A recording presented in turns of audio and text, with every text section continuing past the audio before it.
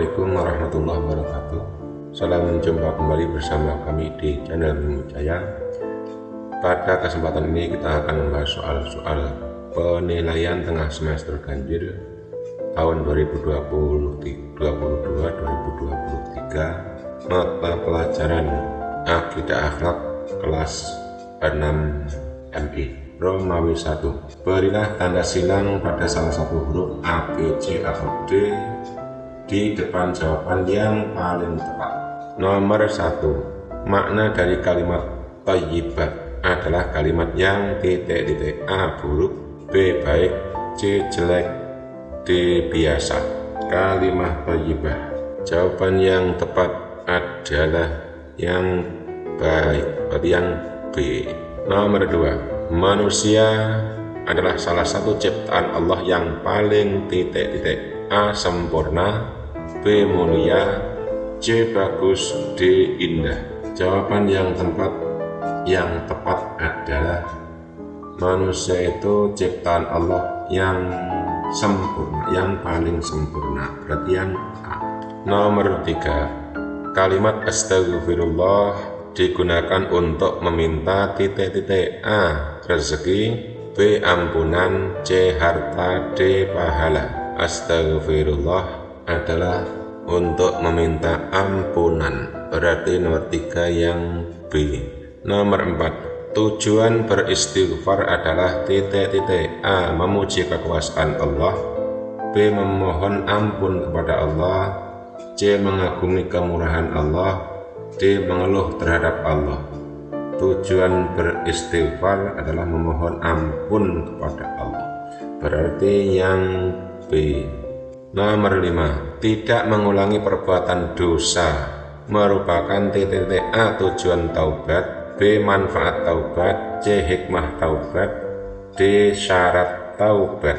Nomor 5. Tidak mengulangi perbuatan dosa berarti syarat taubat, yang D. Nomor 6. Wujud nyata istighfar adalah titik-titik. A amal soleh, B kejahatan, C dosa besar, D sodakoh jariyah. Istighfar itu termasuk amal soleh, berarti yang A.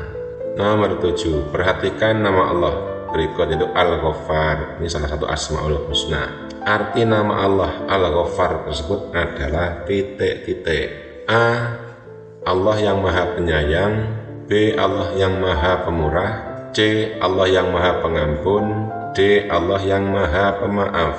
Nomor 7. Al-Ghaffar itu maha pengampun, berarti nomor 7 C.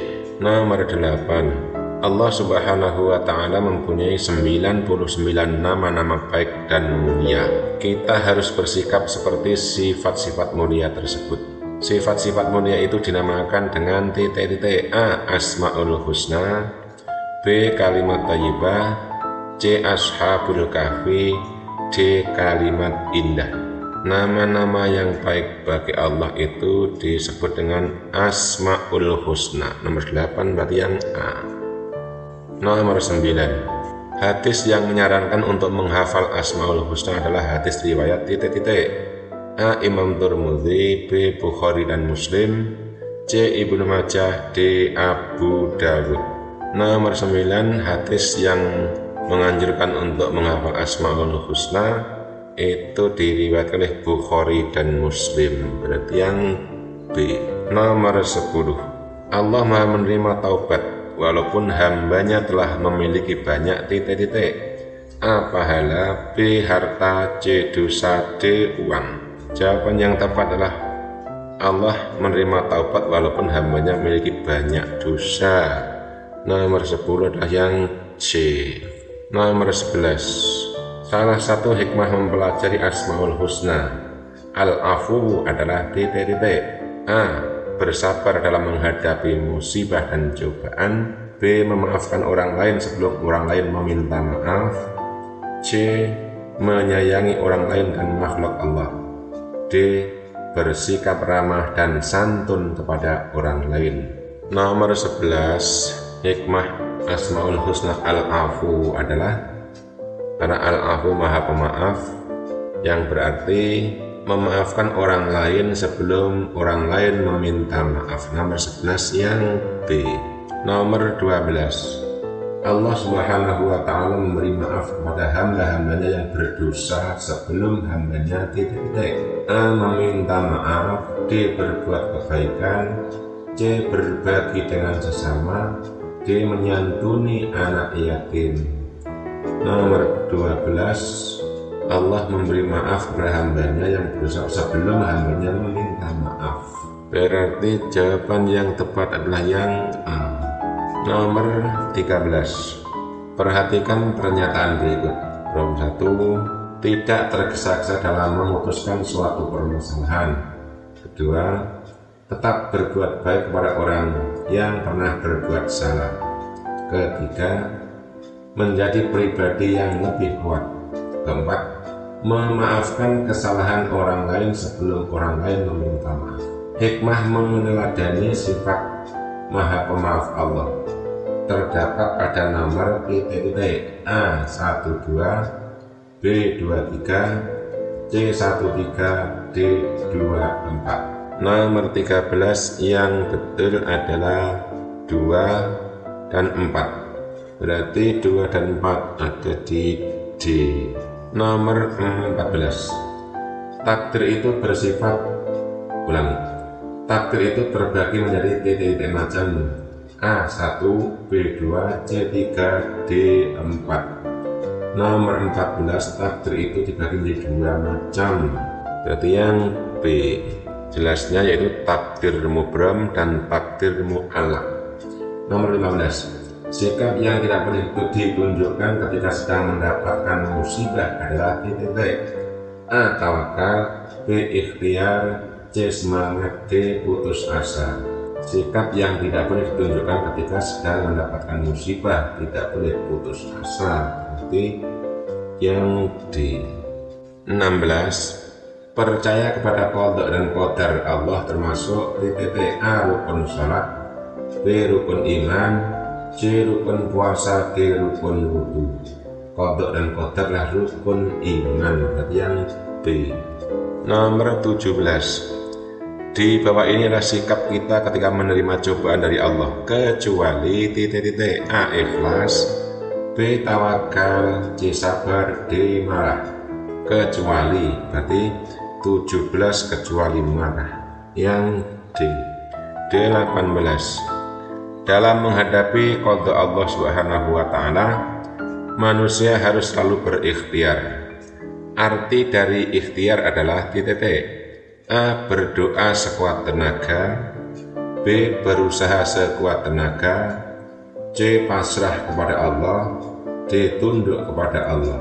Jawaban yang tepat menghadapi qada Allah adalah berusaha sekuat tenaga. 18 yang B. Tidak boleh menyerah. Nomor 19, perhatikan potongan ayat berikut. Ma yubaddalul qawlu ladayya wa ma ana bidzallamin lil 'abid. Arti ayat di atas adalah A. Keputusan di sisiku tidak dapat diubah dan aku sekali-kali akan menganiaya hamba-hambaku. B. Keputusan di sisiku dapat diubah dan aku sekali-kali tidak menganiaya hamba-hambaku. C. Keputusan di sisiku dapat diubah dan aku sekali-kali akan menganiaya hamba-hambaku. D. Keputusanku tidak dapat diubah dan aku tidak menganiaya hamba-hambaku. Nomor 19 yang betul adalah ma yubaddalul qawlu, keputusanku tidak dapat diubah. Berarti keputusanku tidak dapat diubah dan aku tidak menganiaya hamba-hambaku. Kama ana bidzallamin lil 'abid, dan aku tidak akan menganiaya hamba. Berarti yang D. 20, salah satu hikmah beriman kepada qadar adalah A. Menjadi orang yang suka mengeluh, B. Percaya diri dalam menjalankan tugas, C. Menerima segala sesuatu dengan lapang dada, D. Mendapat banyak rezeki. Nomor 20, hikmah beriman kepada qadar menerima segala sesuatu dengan lapang dada. Yang C. Romawi 2. Isilah titik-titik di bawah ini dengan jawaban yang benar. Nomor 1.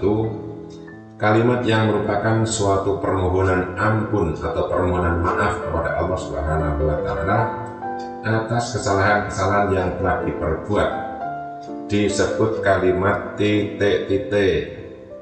Disebut kalimat thayyibah istighfar.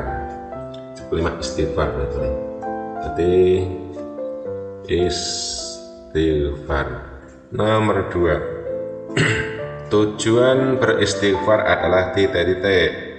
Istighfar itu mempunyai tujuan mohon ampunan kepada Allah Subhanahu wa Ta'ala. Tujuannya yaitu mohon ampunan kepada Allah Subhanahu wa Ta'ala. Nomor 3. Taubat yang sungguh-sungguh dinamakan titik-titik. Taubat yang sungguh-sungguh namanya taubatan nasuha. Taubatan nasuha. Nomor 4. Allah mempunyai sifat Al-Ghaffar. Al-Ghaffar artinya titik-titik. Al-Ghaffar artinya Maha Pengampun. Maha Pengampun. Nomor 5. Allah akan mengampuni dosa-dosa hambanya yang mau titik-titik, yang mau bertaubat. Nomor 6. Iman seseorang dapat dilihat dari titik-titik. Iman seseorang dapat dilihat dari akhlaknya atau tingkah lakunya.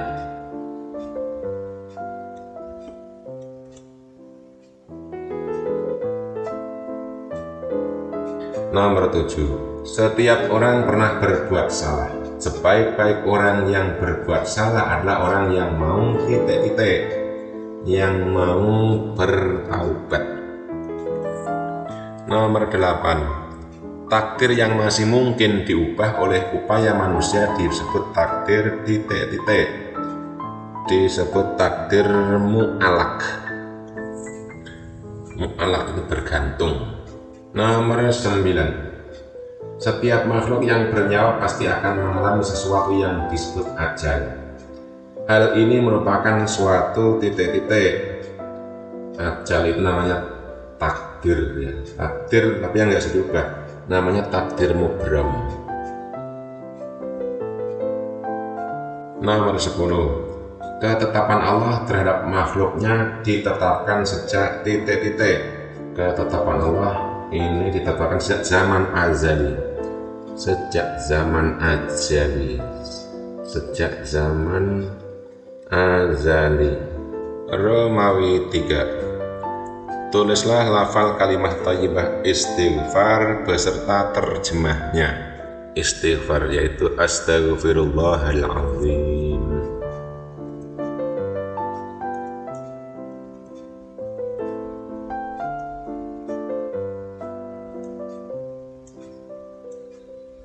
Astaghfirullahaladzim artinya aku mohon ampun kepada Allah yang Maha Agung. Artinya saya atau aku mohon ampun kepada Allah yang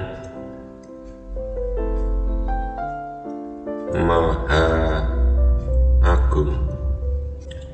Nomor 2. Mengapa kita harus membaca kalimat thayyibah istighfar saat berzikir sesudah sholat? Karena istighfar dapat menghapus berbagai dosa kepada Allah Subhanahu wa Ta'ala. Karena istighfar dapat menghapus dosa kepada Allah. Nomor 3. Bagaimana perbedaan sifat Allah sebagai Al-Ghaffar dan Al-Afu?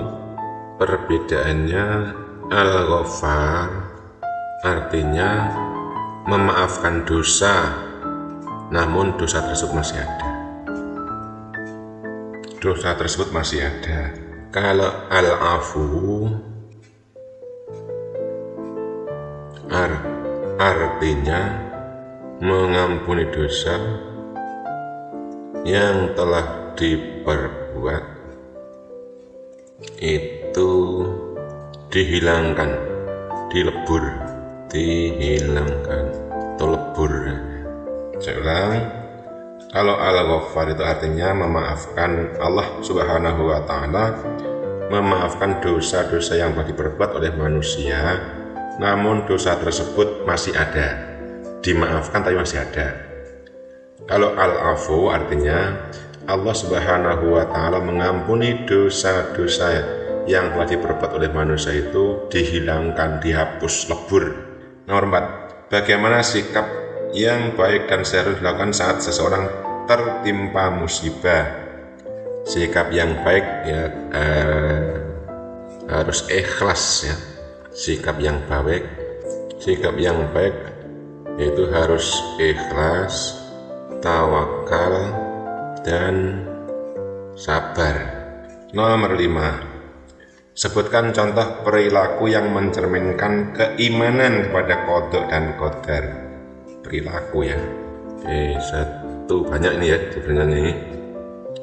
Di nomor aja. 1, sabar atas segala hal yang terjadi pada diri kita.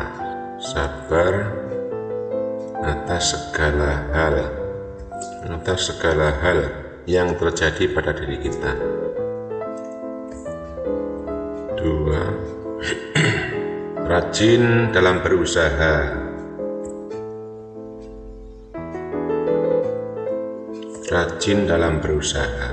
Karena tak ada usaha yang sia-sia.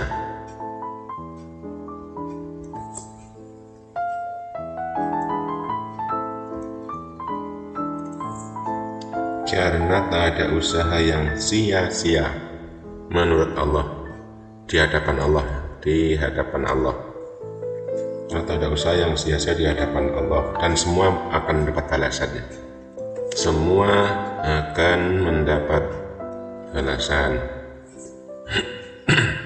3, berprasangka baik dan optimis. Dalam menjalani hidup. 4, selalu berusaha tawakal dalam keadaan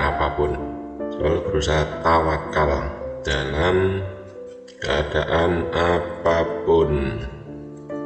Ya. Demikian pembahasan soal-soal akidah akhlak kelas 6 MI untuk soal penilaian tengah semester ganjil 2022-2023. Semoga ada manfaatnya. Terima kasih. Assalamualaikum warahmatullahi wabarakatuh.